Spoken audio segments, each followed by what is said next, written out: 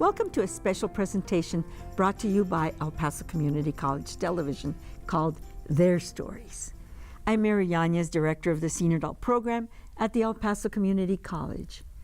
We have invited 3 remarkable women from our community to take part in a conversation to discuss their personal journeys and how they got to where they are today.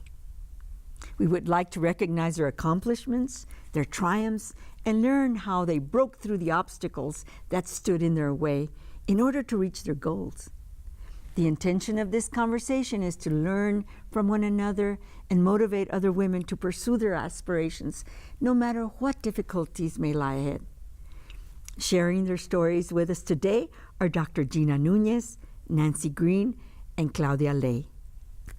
Dr. Nuñez is the Director of Women and Gender Studies and an Associate Professor of Anthropology at the University of Texas at El Paso. Nancy is a talented local artist who has shared her love of music and storytelling with the community for many years and is currently teaching under the Senior Adult Program at the community college. Claudia visits us by way of the El Paso Museum of Art and is currently the museum school coordinator. Well, that's only a mere introduction of these talented women, so we will let them tell you their stories. Thank you very much for inviting us, Mary. So I'm an anthropologist. I'm a cultural anthropologist, and I'll tell you a little bit of my background a little bit later, but I went to school in California, and I've been in El Paso for 13 years already, and I'm Director of Women and Gender Studies, and I direct a program that addresses gender issues, so women, men, transgender, LGBT issues. And for me, it's really important to have a space on campus where students can come in and feel comfortable. And that's really important, and create a community on campus. So in our office, we have a food pantry, we have personal care items, we have a lot of movement, a lot of people coming in and out, trying to figure out where they belong in the university. So for me, I think it's important to be at a university that serves its students, right? UTEP has been recognized as a Hispanic serving institution. And for me, I'm constantly thinking, what does that mean to serve our students? Who are we here to serve? And also, how are we going to prepare them for the future? So I'm an applied anthropologist. And what does that mean? That means I teach them to study about culture and to identify who they are and how they see themselves, but also to get involved in the community. And I think that we can form professionals and critical thinkers and people of conscience if we get them involved. So since I started teaching at UTEP, I promote service learning and community engagement in all of my classes. And I love seeing my students come out as leaders. They don't just come out as professionals, but they come out with a conscious and a commitment to serve their communities. Not only are they serving themselves and their families, but wherever they go to build. And I want them to see themselves as builders and leaders, right? Not as people who come to ask for things. No, we come to give. And I always say, remember, we're people who come, we give, and we give a lot. Y damos con las manos abiertas. We give with our full hands. And we can do it better if we're prepared, right? So this is what I can do to prepare you. It's quite a mission. And I invite them on this journey, yes. And Claudia, I know you're with the Museum of Art, and tell me where you are today. So I am the new art school coordinator at the El Paso Museum of Art. I have been there for 3 months now, but I've been working in the local arts community from a grassroots level to, where I'm fortunately at now, at the El Paso Museum of Art. So I have my master's in sociology. I graduated 2 years ago, but my focus was always to work with the local communities, incorporating art and culture. So where we're able to learn from the arts, I believe we all have different learning styles, and art is a great way of learning, storytelling, and learning about our past, our families, where we come from. And I think art is also a great way to teach us to take pride in, again, our background, where we come from the music we grew up listening to as kids, to the stories that our parents shared with us, to even the recipes, the foods that we eat at home. So I was able to, through anthropology and sociology, I was able to connect the arts to, making it my goal is to share that with others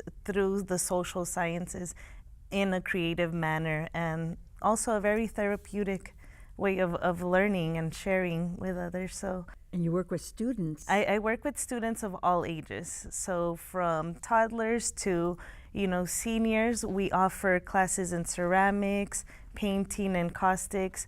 I organize camps for the schools during the time when kids are on break and families are looking for a place to take their children and do activities with them. And it's a great way of learning and sharing, bonding with each other. And even at risk youth. Yes.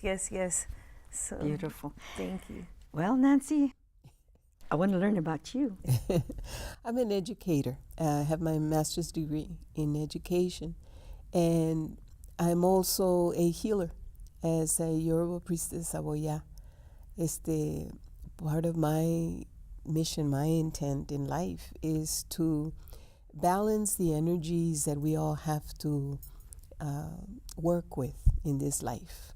This life is not easy, and a lot of times finding balance is a very difficult journey. I know it has been for me, and we'll talk about some of the obstacles that we have faced. But the healing aspect of storytelling is a natural way that in our families we learned, ¿verdad? We are able to, in recounting and also bringing those memories to life, we're able to learn lessons that help us to become better human beings. And so education in that realm, it's so open to exploring so many areas that working with the seniors now and also some of the families with children with disabilities, it opens up a door that is very special for all of us. We're always learning from each other. And so not just through storytelling, but through music.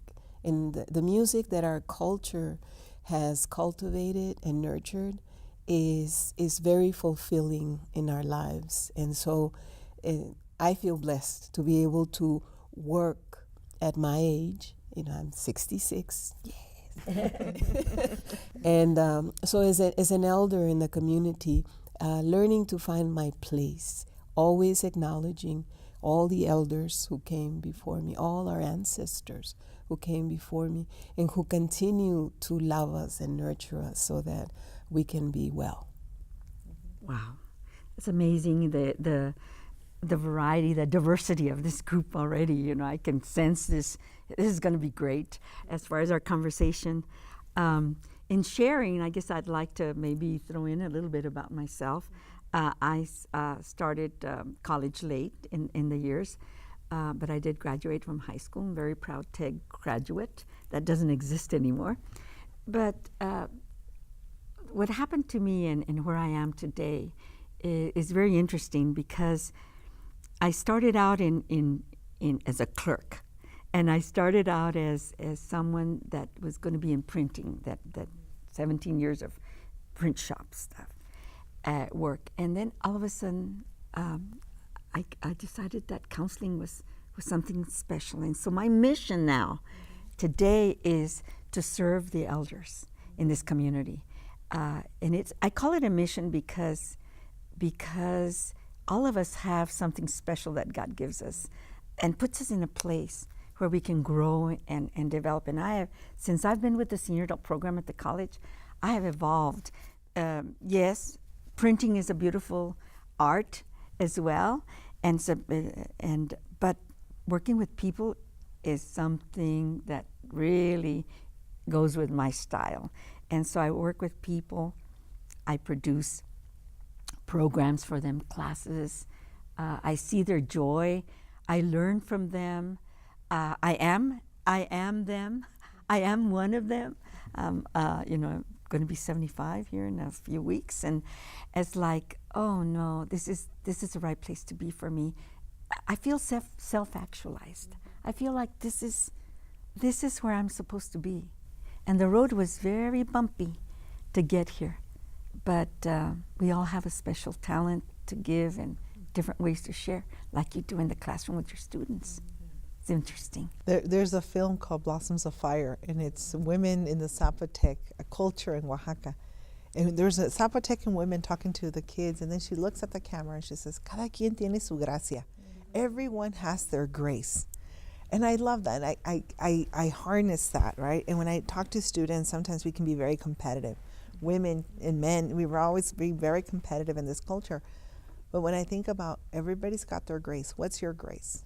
What's your gift, right? And when you really take inventory, what is my gift? We all have our own superpowers, you know, we all have our own gifts. And I think it's, when we have them, I do this thing physically, we have our gifts, we care for them, we cultivate them, but gifts are meant to be given, right?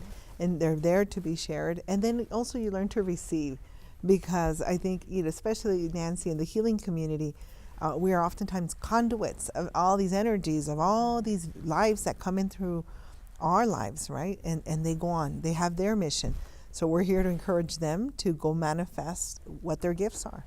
Oh, that's awesome. And Claudia, you know, you must share a little something about your gift.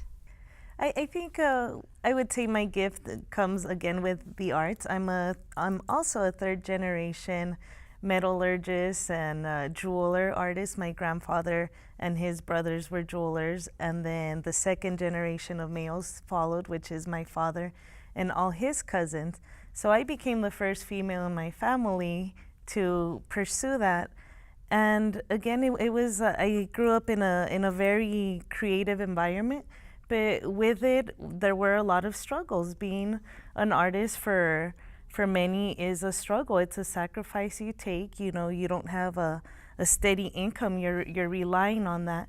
So that was something that, although it was, you know, they were jewelers, but there was a lot of sacrifices that came with that. And, you know, growing up as a kid, growing up in this creative environment, you know, I was, you know, that was my therapy, and I was always wanting to share that with others. I was always looking for other spaces outside of my home where I would find this creative energy, and I would be able to share that with other kids, my friends, and we'd get together and play, and all right, let's play Escuelita. And I always wanted to do art projects and, you know, share with them, put plays together, and, you know, just ways to keep us entertained. And, you know, It's interesting. I see Claudia with the right brain, you know, the arts, the left brain, the academia, the master's program, having walking through the doors of the university with, and I know that this lady is very special. Oh, Dr. yes. Nuñez is very special to you, your mentor. Yes. Well, both of these ladies, actually. And Nancy, it's too. a great story how, you know, we all came about, and how, you know, we've definitely throughout these past 5 years, they have definitely been my mentors, and I would want, you know, I am where I am today because you know, they're a great big part of it. You know, having other women in, you know, being the first female in my family to graduate from high school, to graduate from college, and then, you know, seeing other women that were able to guide me and, you know, not let it stop with my bachelor's, just saying, hey, you could go for more. And being there, I mean, has helped me be where I'm at today. And that's just something that I want to be able to be, that type of mentor for others, whether it's my sisters, my primitas, you know, other young girls in the community, and males as well. But I think, you know, we talked about this earlier. We need to see more women like ourselves, you know, sharing our stories and what we've been through, so other women are encouraged to also pursue their dreams, whether it's continuing their education or following the arts, or, you know, being mentors in their local community. Yes, and, you know, talking about community, Nancy's gift is community organization, and tell us about that. Well, first I'd like to acknowledge that I'm wearing one of Claudia's pieces. Oh, one of her jewelry pieces. Yes. Yeah. Kudos to Claudia. Thank you. Thank you. And also acknowledge the fact that you, Mary, have been a mentor to me for many years. ¿Verdad? Sometimes we don't know. You don't know who's watching. And sometimes when we get to talking and planning, forget it. And I mean, there's all this energy that's Like flows. fireworks. Mm-hmm. We just experienced that a little while ago with Dr. Yes. And so that's always a blessing. You know, I see you as a sister. You know, I see Claudia as a sobrina, you know, a niece. You know, I see Gina as a sister as well, a younger sister. ¿Verdad? And we are so- sisters. Yes. Thank you, ¿verdad que sí? Spirit. Spirit. We've got to pass that. And so we were talking about gifts and the work that you've done that has gotten you here. A lot of it has been against my own will, because I'm very stubborn. And so I think the way I see something is I get stuck there. This is a cup and that's all it'll ever be, right? And it's like, no, to try to understand the cosmic laws, that this is a projection of my own consciousness, is like, no, I don't want to go there. And yet that's what it is if I really accept, you know, the reality that life is for many of us. As a child, I too enjoyed playing with my friends a la escuelita. And I tell that story to some of the students in the ESL class now with a senior adult program. Amazing individuals that we come together and share amazing stories. Maybe someone was working maintenance at a university and saw their sons and daughters become professionals. Now they're doctors, they're lawyers. And they talk about how that sacrifice for them meant a lot then. It was just hard work. But their lives were transformed. Yesterday at Paisano Green, where there's the Expressions of Life class, one of the women there who is in cancer treatment is an amazing, wise person. And one of the things she said, I have seen my life transform from being a child, not having shoes, you know, running in the streets, having to go to school with no shoes, to going to the best hotels anywhere you mention, because my children are now taking care of me in that way. And that was an example, you know, but it was reality for her. Yes. And so for me, the journey has been blessed with many individuals like yourselves who help me to change my own perspective just a little bit so that I can grow. You know, it's like getting out of that box and being able to begin to understand another person's reality and the vastness of their greatness, their talents, you know, their intelligence. And that's the difficult part of life and growing and experiencing, is making those changes and being flexible and being more understanding and not to judge. And I kind of go in that direction. I like, you know, things a certain way, and I judge, and I say, I need to stop that. And so we have to change as we go. Do you find that? Yeah, I like one expression of move and you shall find. Right? Move and you shall find. And when we're thinking about how we're going to grow, I write that down. Move and you shall find. So if you move things around in your closet, you'll find something you didn't know you had. You'll find that perfume you were looking for, that bag you were looking for. So I always think about moving you shall find, but it comes from my background as a farm worker child. My parents were farm workers, and if they didn't move, we didn't eat, right? So we had to move to eat, and sometimes I think we get very comfortable. And I want us to challenge ourselves not to get too comfortable, because we stop growing, right? So if you want to grow, you got to move, and you got to knock on doors, and you got to go ask for help, and you have to say, how do I get there? How do I get there? And that's important to take risk and calculated risk. I'm not just saying jump off a cliff, but no, jump and you'll realize that you can fly and you can do a lot of things and get out of your comfort zone, and you're going to grow. My family's in California, but my parents came from southern Mexico. They had to leave their village. They had to cross the border. They had to come and work really hard to raise their children. And so I learned that lesson. It's a work ethic, right? You want something, get up early, get to work, do your job, and then come home and rest, right? and when you can, and if you can, and I know you can, help others along the way. And so I saw my parents helping other people find jobs. I found my mother helping other people find clothes or find food. So those were my best teachers, right, of what is possible when you get up early and get to work and do the best. And being a farm worker is not easy. You know, you wake up at 3 in the morning, you're in the fields by 5 or 6. But Mary, I got to work in the fields into my master's.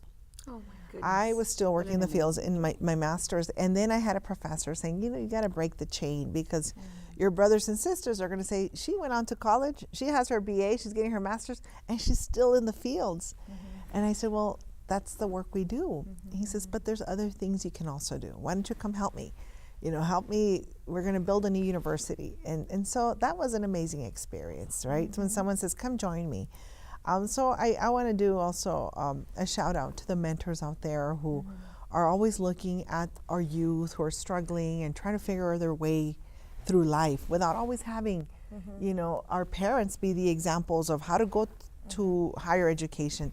That was something so foreign to us. However, as a little girl, I would write a sign that said, Dr. Nuñez is in.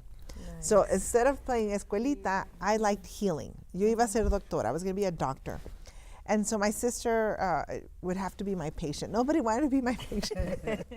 Right, but I was always looking, can I take care of you? Can I cure you? And I didn't like Barbies or, you know, little dolls. I wanted a medical kit because if I was going to be a doctor, I needed a medical kit.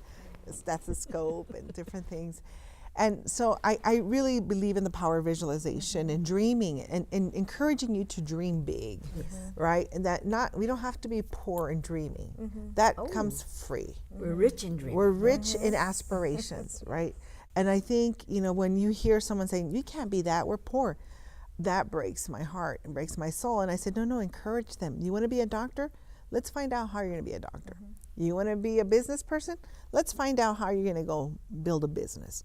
You want to be an artist? Okay, let's get you to a place where they can teach you how to draw or make ceramics. Museum of Art. Let's get you to those. So we constantly have to look for those experiences for us to grow and become what we want to become. A few years ago, I saw a student in my office, and my door was open, and the door sign, right, my name, Dr. Nuñez, was on the door. And it hit me so hard that I lost my breath. I was like, and they said, are you okay? I said, you know, when I was a little girl, I had a sign on my door that said Dr. Nuñez. And at this moment, I just looked at the door and my name's on the door. And I'm seeing you and I'm counseling you. I'm trying to guide you into your next steps. And that's my dream, right? And it hit me so hard. It really, really hit me. And I was like, it just blew my mind. That self-actualization. Yes. That you are where you dreamed you could be without even knowing it. Yes. That kind of brings tears to my eyes to think about where we are and how we got here. And I know your culture, I believe you have some Chinese, Asian culture in you. And that is amazing. Hardworking people that came to this country. Tell me about that. So yes, my great-grandfather was actually a Chinese merchant, and he would travel all around the world, and unfortunately there was a hurricane. It was hurricane season, and his ship ended up crashing in Acapulco, is what I've been told, and he lost everything there, and you know, he had to build himself up from there. So what I know of is that he started a mercado, a market, and it's still operating up to this day. So I would love to, you know, have the opportunity Take us with you. to go see this. But again, going back to, you know, dreaming big. So growing up in this creative community, there was, again, a lot of issues. Unfortunately, my father, as a creative genius that he is and the artist that I admire the most, he's also, you know, had issues with substance abuse. So that was a huge hardship for us growing up. You know, there was a period in our life where, you know, we were homeless, and through that, you know, instead of really being down, it was my imagination, my creativity, you know, what I think I really feel is kept me going. I was always looking for mentors outside of my home, as much as, I knew I had my mother there and I had my father. I was always reaching out to other people, and it always ended up being either teachers or librarians. So you'd always find me. I was probably one of the first kids to get to school, to rush and have my breakfast and then get myself into the library. And then after school, I'd be there again until it was time to turn off the lights, and I'd be there volunteering with the librarians. And then from there, I started looking for other places. What did the public library have to offer for me? What did a rec center? And I was always very conscious of looking for free spaces, these healthy environments as well, where I knew, it was going to be a distraction from getting out of whatever was going on at home. I had this time, this space where I could, seek other people and also create. And, it took me a long time to really accept or to not hurt as much as I did with what happened in the past. And, I'm very grateful again for Dr. Gina Nuñez. I knew the first day I stepped into her class almost 10 years ago that there was something special that was going to happen there. First day of class, when she starts sharing her story and has half of the class crying, even males there, then I knew, I'm in a safe space. I'm gonna be able to share and to let go of things. And it's through the beauty of education.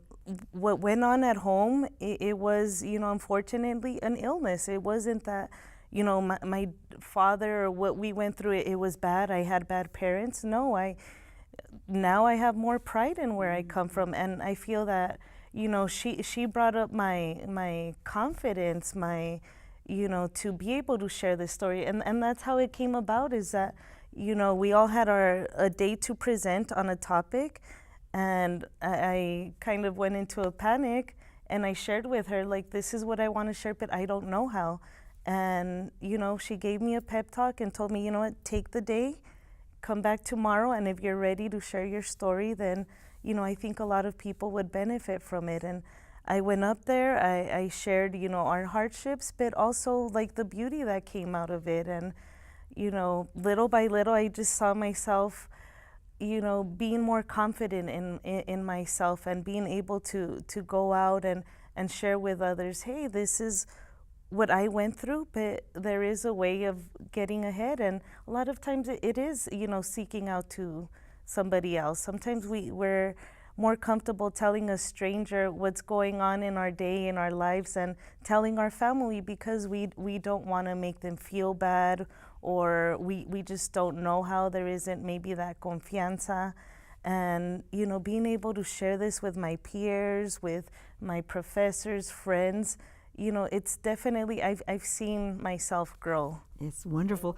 In thinking about your growing years and parents, and I haven't even mentioned my parents, wonderful, beautiful parents. My mom, very, very Catholic, loved God and church. And my dad in the community giving. He was a notary public, and he was a printer, and he had a tiendita, La Botica Lourdes in South El Paso, and always giving and selling cuartos of beer. Don Ruli. And my safe place was the gym, was at St. Joseph's. It was athletics. It was volleyball. It was fencing. It was anything that I could get involved with sports. And that gave me that confidence, becoming that growing, that getting promotions like captain of the volleyball team, captain of the basketball team, captain of the baseball team, second place in fencing, and so that smelling like socks, in the gym, the smell of the gym. That was my safe place where leadership came in, becoming a leader of the team, and being a team player. Isn't that amazing how we find places where we're going to grow and develop? And I wish I could still do some sports, but the body says, that's it. You got to do something else. And Nancy, I know you were involved in a bit of sports. Yes, I have to modify them now, do a little bit of the exercise so that my body doesn't hurt as much. But like you, it was important to find those safe spaces. ¿Verdad? Music, you know, at first I started playing the clarinet when I was, I think in the 3rd grade, and played horribly. You know? So I thank my mother, Maria Palacios, may she rest in peace, that she put up with it. I mean, I was, you know, starting to, pero bien feo que tocaba. And then gradually, you know, joining the band, so becoming part of that team. You know, and the sports was always great. And there was one in particular where a coach was putting down one of my, you know, teammates, ¿verdad? She was big boned, you know, and so the coach assumed that she would be the best shot put player, to call it that, but she would be best at that. And she was saying, no, it's too heavy. This thing is really my wrist y todo. So anyway, the coach called me over. She said, "You Nancy, you try it." And I was like, "Oh, what is this? This is an 8-pound ball, steel." Pues ahí voy, boom, y lo aventé. I threw it and it went far. And she said, "Oh, this is good. This is how you should." She was telling my teammate, "This is how you should do it." I said, "Well, we can work together." And then we went to the boys and asked them how they trained. And so the boys, they showed us how they would throw it over the goalpost. And at one point, broke the city record, right? Wow, and it was like, and recently at Bowie, they called me back to say, "You're one of the few women that we could find that was in sports." I said, "Why? There were hundreds of girls and young women who were in sports. What do you mean you can't find them?" Pero those are the experiences that help shape también my view of the world and how we as women sometimes are forced to be invisible. We're not. But there's, you know, circumstances, structures, institutions that basically say, no, if the women are they're the ones that will work behind the scenes. And we're saying, no, we're not. We're doing the work. And we are, connected to our community in many ways. All the community service work that we do, volunteer work, y todo eso. And so early on, and because there were many women in my family, my mother, my abuelita, my tías, my sisters. There was only one brother, you know, Andres, and he knew how to cook. He taught his wife how to cook. So there were the women's energy was very, very strong, and it always let us know that it's important to channel it in a positive way. You know, there should be no fighting among the sisters, although there was, pero try not to get too violent with it. And I was an observer. I was one of the youngest ones, always watching, you know, what my sisters were doing. And they taught me how to read. They taught me how to, just to keep me quiet también. They would show me a map of Mexico. And my task, mi tarea, it was to read the names of each one of the states and then each one of the cities. So you can imagine, it took a long time, but they loved it because I was quiet, I was studying, and I was taking guidance from them, and I was learning about Mexican culture. My father, African American, my mother and my father could not live in Texas as a married couple. It was against the law, ¿verdad? And so the racism, you know, so as a black woman, as a black Chicana, and those lessons were harsh. But it's not until now that I can fully understand what was really happening at all kinds of levels. It's the climate is very similar to what is going on now with the dreamers, with immigrants all over the world. And so racism, sexism, ¿verdad? The classism, working in the fields. When we finally moved to El Paso, my father was in Korea and was injured. He was one of the lucky ones to come back alive.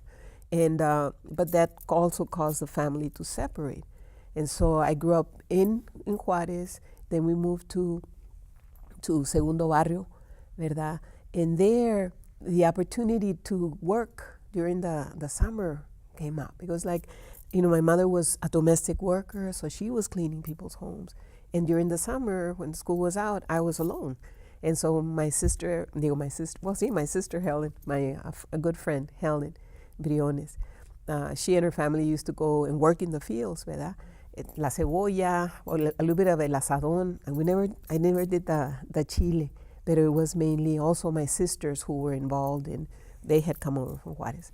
And we went and worked in the fields, and that's where I learned how to work. And that's where I learned how to listen to the elders working around us who were telling their stories. And they were doing some serious political analysis on as we all worked together as a team and understood that it was unfair, but we had to finish that surco, and we had to, get home tired and continue the work in the home, especially the women. And so, amazing struggles. Yeah, and we've all overcome them.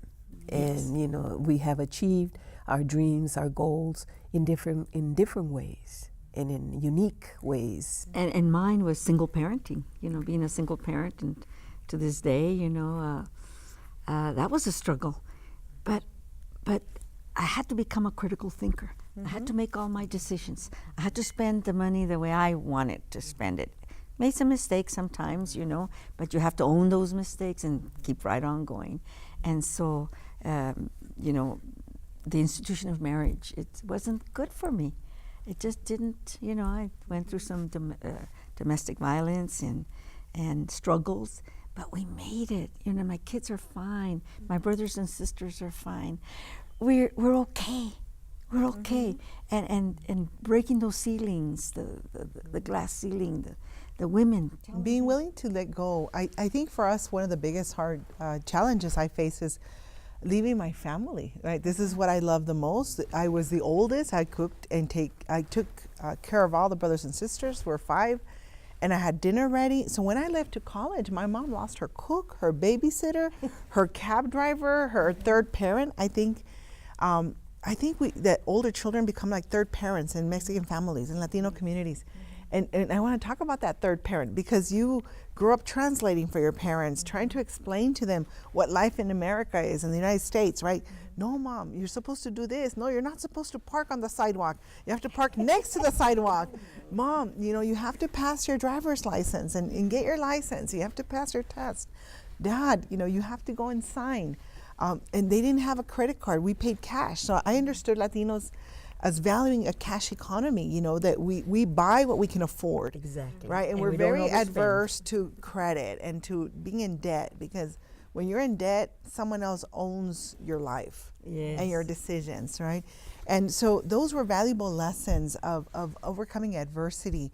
And I think when I was thinking right now about what is our mission, I think one of my biggest missions for me has been to make the invisible visible. Mm-hmm.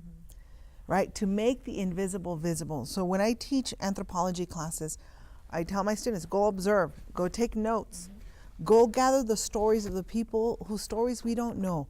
Everybody writes the stories of the presidents, of the CEOs, of the millionaires. But there's so much wealth in our families and so much wealth in our communities, but our stories haven't been told. Yes. Our stories have not been validated, have not been considered significant, because we haven't always been in charge of the pen or the computer, yes. Right? Or the institutions that validate that knowledge. So it is up to us to gather ourselves, yes. Gather those critical thinking skills, learn those writing skills, learn those interviewing skills, learn those camera skills, because now it's high tech, and go harvest those stories. The recipes, the songs, the consejos, the dichos. I live my life when I give my talks by a series of quotes that I've learned from my parents, right? They've taught me these quotes, and I always remember them. And they are like my guideposts, right? They're the signals that tell me, go this way, go that way. And so when times of crisis come, I always think, what would my mother do? What would my father do? What would my abuelita do, right? My grandmother lost 4 out of her 5 babies. My mother lost 2 babies before I was born because she was so anemic, right? And she raised 5 professionals in this country, knowing very little English, but always trying to learn English, because after working in the field, she'd come home, have dinner, change, and she would go to night classes to learn English. to understand her kids and understand the paperwork, right? And to gain some of that respect, because when we had to move and enter into a new school environment, there were times where they would say, there's no room for your kids. And my parents would say, well, what do we do with these kids? We can't put them in the fields. What if a snake bites them or a tractor rolls over them? We have to find space. And it was not until we had a meeting in Hatch, New Mexico, when we learned about migrant education, that there was a federal program that said, your children have a right to an education. And my parents said, we have a right to an education, but we've been told that there's no space for my kids.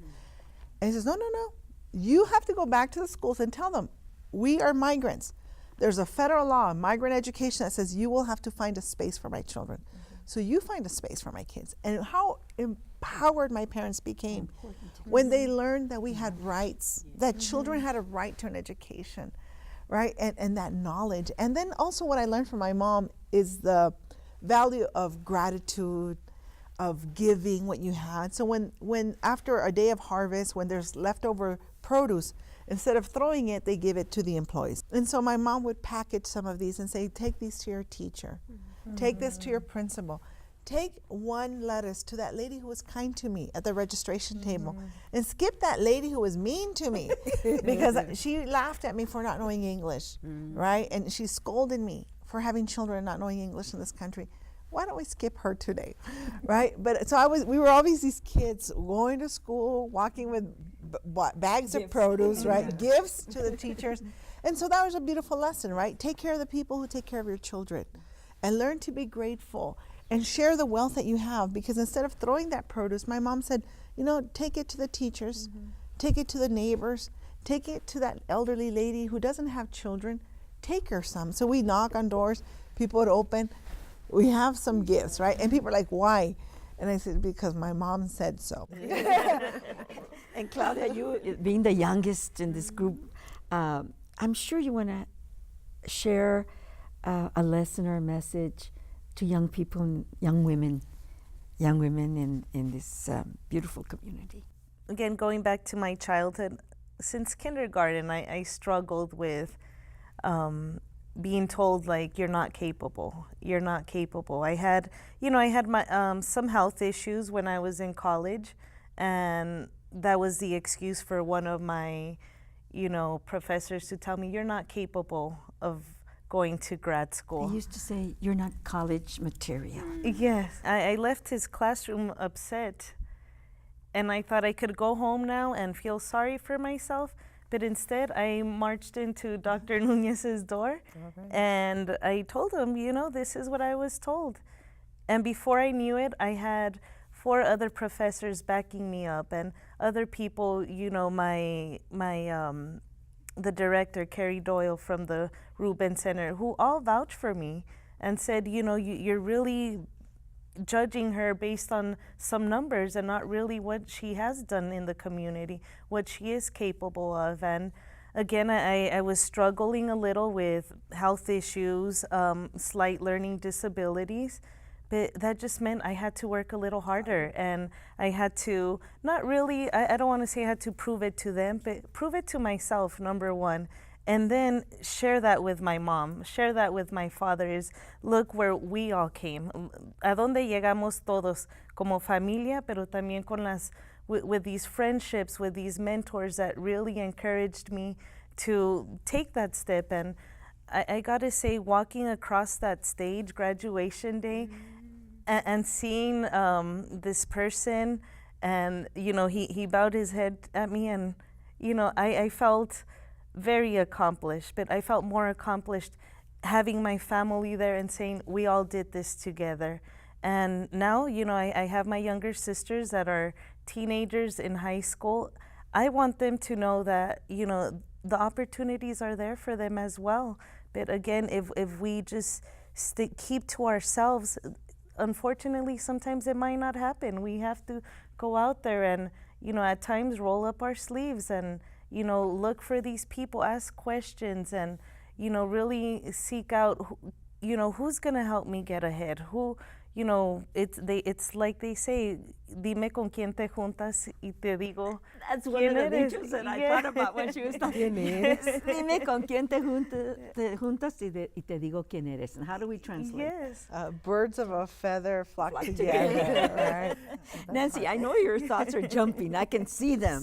You can see my About jumping what thoughts, Claudia is Rita. talking about. No, it's true. It's true. You know, the connection, ¿verdad? To family, to our families, and how they've nurtured us and helped us to develop into who we are today, ¿verdad? No one can take that away from us, and that's what makes us, I think, unique. And it's a sacred journey that we are taking together.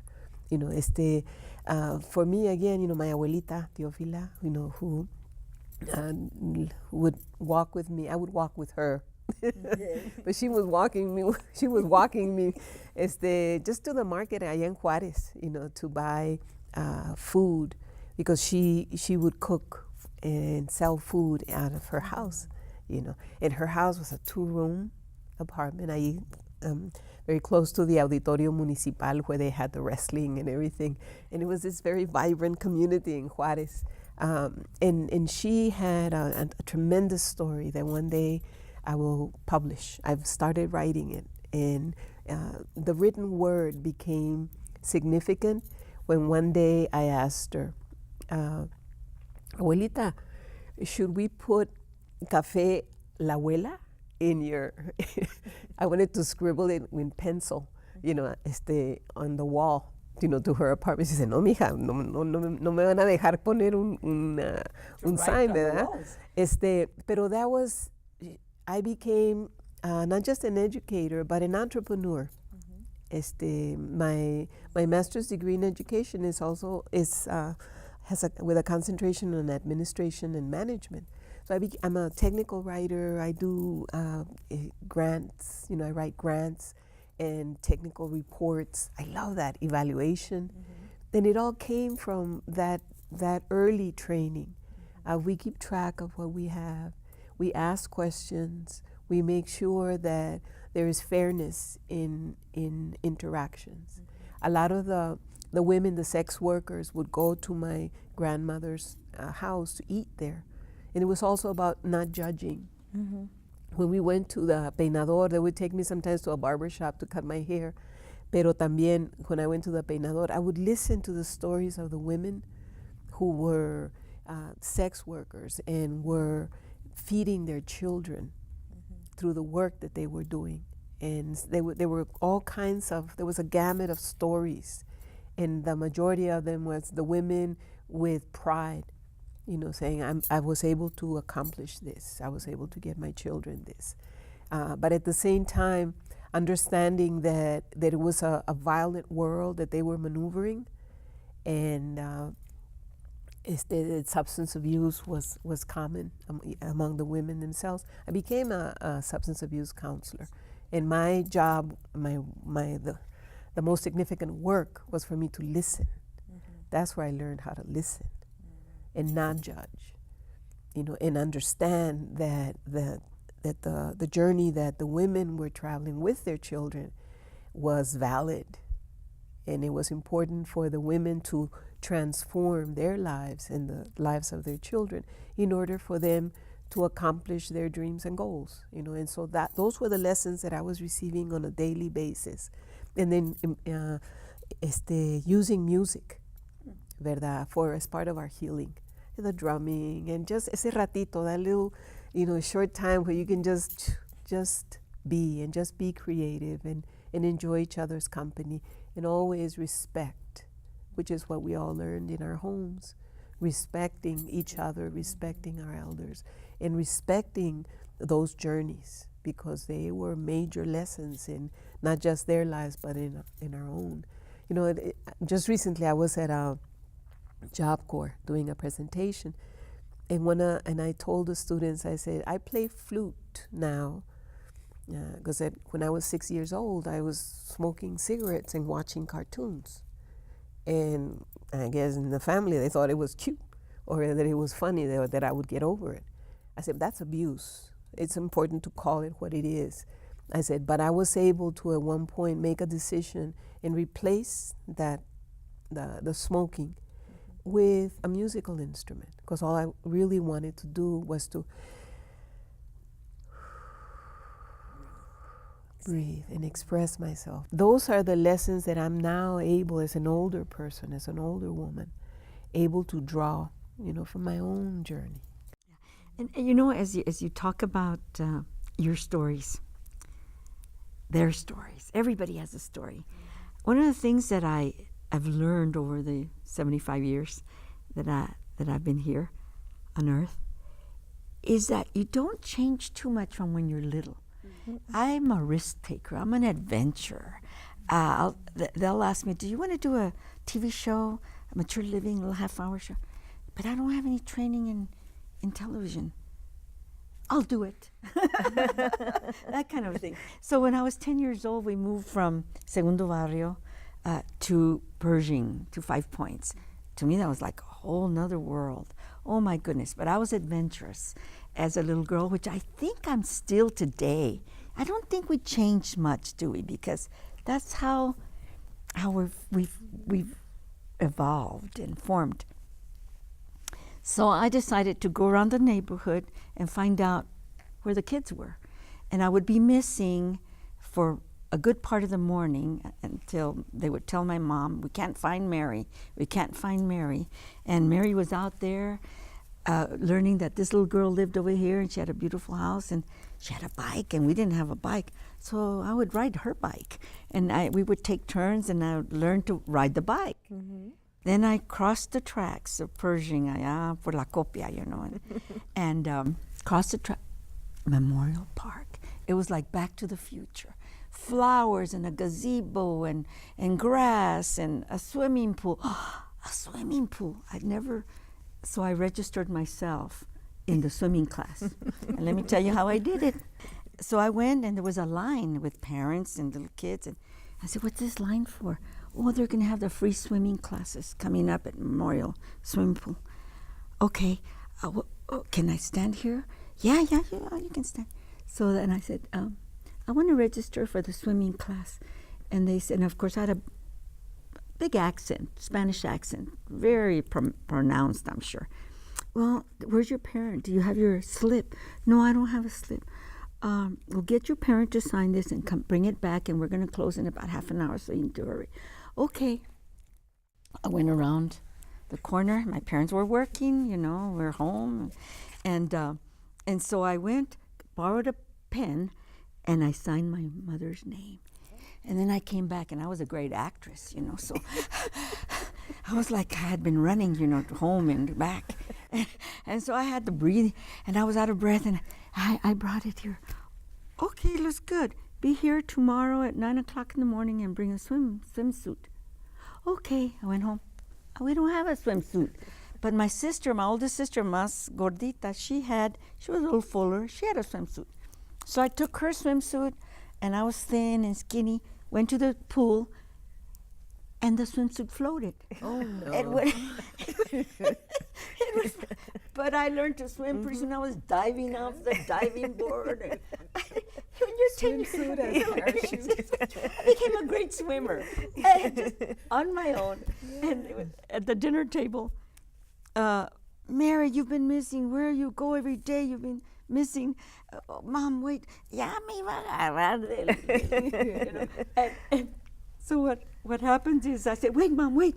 And I went and got my swimming certificate that I had learned to swim. Look, she says, ay, honey, mija ya sabe nadar. Mija learned to swim. So I didn't get that. So Mary, I'm going to challenge you. Oh my gosh. I think that would make a wonderful children's book. Yes. And that you write that book and let's find an illustrator in our community. So this is a pledge out there. If anybody likes to draw or paint, that we can do the illustrations for your book and do it in Spanish and English, right? I think that imagery is powerful. And I had a great mentor too, and she wrote a children's book, How Will I Speak to My Abuela? About the children who are not taught Spanish and are mortified on how they're going to speak to the people that love them. And so his name was David. And so the grandma would say, David. No, Mom, Grandma. It's David. David. David, you know. And so she wrote this book. But when she came and presented it last year, she said, of all the children's books, you'll find books about bunnies and dogs and trains and cars, but very few books about people that look like us, about our stories. And she says, of all the children's books, 2% are by Latinos, about Latinas and Latinos. 2%. And look at our demographics. Absolutely. Look at how many children are in the schools. And we need to write our books. We need to write our books at the university level, our law books. We need to write our healing books, our art books, our how-to manuals. stories. We need to write our stories. And we need to tell our stories in different mediums. Film, music, poetry, con mi gran amiga poeta aquí, or stories through our metallurgy. These are earrings that Claudia made for me. We need to tell our stories because our stories are imprinted in different mediums. So this, as we close up our show today, is an invitation for you to write your story and for us to go find someone to illustrate your story and get your story published, Mary. And I will bounce it with you all. Yes, You'll be we'll be your co-authors. editorial team. Editorial team. Because we do need to work in teams, don't we? Yes, do. yes. I couldn't have finished college at age 50 at the university, graduated at age 50 if I had not partnered with little groups. You know, sometimes we need each other just to encourage and to bounce off ideas. And we thank call you for this that. familial wealth. We call this cultural wealth, right? And I think it's a powerful antidote to the individualism that we get taught. Be all you can be, but do it alone. Nobody said you had to do it alone. And the more I think about Latina leadership and what makes us leaders is that it's not about I, but we. Right? That when we become leaders, it's not usually for our own merit, but it's to help our families, to help our communities, to help our schools, because something was not working. And we still have dreams. I still, talking about leadership, I wanted to get a PhD in leadership. And who knows, maybe I could still do it. Well, we but- have a master's in leadership studies. Oh, wow. So, it's you never know, too there's late. always a way. And thank you for that challenge. You know, you want to say something? I'm sure Claudia and Nancy wants to jump right in. Again, the blessings that we receive and the opportunities that we receive to expand our vision, to expand our lives, are never ending. No matter what we do and who we collaborate with, the end result is always greater. A greater access, to the energy that helps us not just survive but thrive. And that's in very abstract and general terms. Bottom line is, our lives have value. We as women have value. And it's important that we value ourselves and each other in the process. Great message. Yes, I would agree with what we all have said. We can't do it by ourselves. It definitely takes teamwork and all of us, reaching out to each other when we need the help or when we know somebody else in our community needs the help. And that's how it works with us, with our relationship here. And I'm sure you as well. I've heard a lot about you before I had the opportunity to meet you because of how we are all connected and our involvement in the community. There's times that I have to call Dr. Nuñez and, I'm in need of this letter. Or I'm in need of, your support, your advice. And I know sometimes she's a very busy woman, but she'll make an appearance, whether it's for 5 minutes or she could stay the whole hour. And that's very meaningful. So, making time for each other is important. And, having these discussions and us all encouraging each other and sharing our stories, again, is very important I certainly for hope us the and for college- others. I certainly hope the college continues this dialogue Yes. with a variety of women, different walks of life, different professions, and that we can continue this. We need to have our viewers share their thoughts and maybe tell us if they liked it. We can continue it, and it's a great contribution that the college can make to this community. Thank you with for your having leadership, Mary. Women Yes. share their stories. Yes. Their stories. I love that title of this. And thanks to Carol Barquin, who is the producer and director of this show. this beautiful segment of dialogue with women, that it continues throughout the year. Thank What you. do you think, Doctor? Thank you. It's a challenge, right? Let's go gather and harvest those stories. Let's have the courage to share them. You don't know who's listening, who's watching you, and whose lives you're going to transform. Great. We want to thank Dr. Gina Nuñez from the University of Texas El Paso. Thank you for taking the time. I know you got to get back to the to your meetings. and Claudia, the Museum of Art, thank you for your contribution in working in the arts and making this beautiful jewelry that the ladies are wearing and sharing your story. Nancy, what can I say? We're we work together with the Senior Adult Program. I know you're learning from the seniors. I've learned a lot about you today. And so we hope that we've shared our story and that you have learned something from their stories.